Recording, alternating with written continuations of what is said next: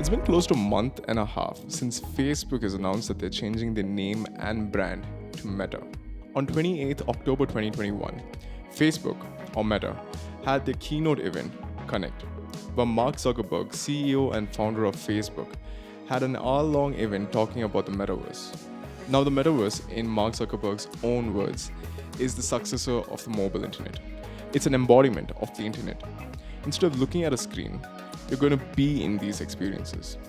It isn't about spending more time on a screen. It's about making the time we already spend better. Something we all expect when we hear metaverse, or based off of what we see on the news, is avatars. In the metaverse, you get to be whatever you want to be. If you wanted a bigger nose, you get it. If you wanted different clothing, you get it. You could even choose to be something that's not human. And they're also focusing on hardware that can make these experiences immersive. And with that comes the challenge of making it affordable. Meta is currently working on hardware codenamed Project Cambria, which will solve some of the biggest barriers to the metaverse. This headset, in my opinion, is supposed to be Meta's game changer. Among all the features that they listed, the one thing that stood out to me was that the headset can track your facial expressions in real time. Imagine being in a meeting, classroom, or even just hanging out with your friends, and you get to see them, their actions, reactions, and all this is from the comfort of your room. It's just going to change our lives. On that note, let's talk about how the metaverse is going to change our everyday life. Productivity. Now, it's no doubt that the metaverse is going to make life extremely productive. In the past 2 years, people have started working from home. This helped them save the time they took to get ready, travel, meet their clients and customers, and get back home tired. In the metaverse, Meta is building a social platform called Horizon. And one part of this is the Horizon Workrooms. It was launched earlier this year for collaborations. Imagine if you could be in the office without commute. You'd still have the sense of presence, shared physical spaces and interactions. And when you want to focus, you could go to a space to tune out distractions and work on the task at hand. And when you're ready to present it, you can present it as if you're right there with the team. But enough about work. Let's talk about gaming. Gaming is going to have an obvious advancement through the metaverse.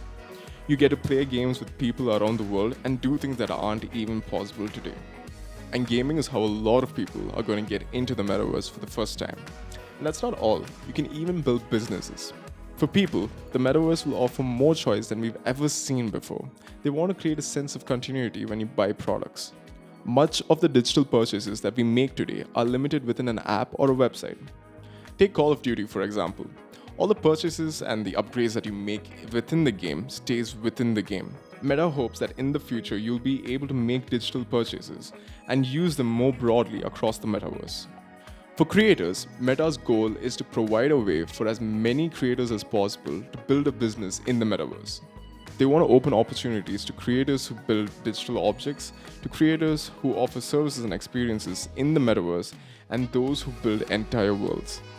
Finally, entertainment. The metaverse is going to make entertainment more accessible. If you have a friend at the other side of the world attending a concert, now you can join her too. Or an after party that anyone could attend no matter where they are. The metaverse is really going to enrich the experiences that people within Meta are going to enjoy. This is going to let creators and artists interact with their audiences in new ways and really bring them into these shared experiences. Now, how is the metaverse going to make our life miserable? I mean, just rewind this video. The advancements that Meta is bringing into tech is something that we as social beings do not know how to balance. If you watched Ready Player One, you'll know that this is how our future is going to look if the metaverse becomes as big as they want it to be. People will party, work, and live in the metaverse, which would make a lot of the advancements we make in the physical world irrelevant. Think about it.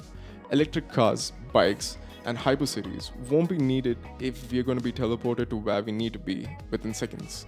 And then there is this realization that you will feel every time you come off the metaverse. Imagine being a prince, saving orphans one afternoon, winning the approval of your entire village, and then taking off the headset to see your actual self in the mirror, and remembering that you're not that person and that you don't have the perfect face or body. This will result in us spending more time in the metaverse rather than working on ourselves because we know that we will never be who our avatar is. There's definitely a lot of concerns in this inevitable future, but the power is always in finding balance. between the virtual world that's approaching us dangerously fast and reality. I'm Raymond Phillip, and these were my thoughts on the multiverse. Catch you guys in the next one. Peace.